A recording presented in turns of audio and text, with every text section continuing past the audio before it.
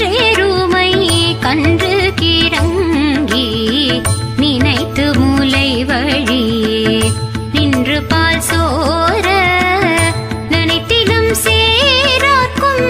நெச்சல்வன் தங்காய் பனித்தலை வீணின் வாசல் கடை பற்றி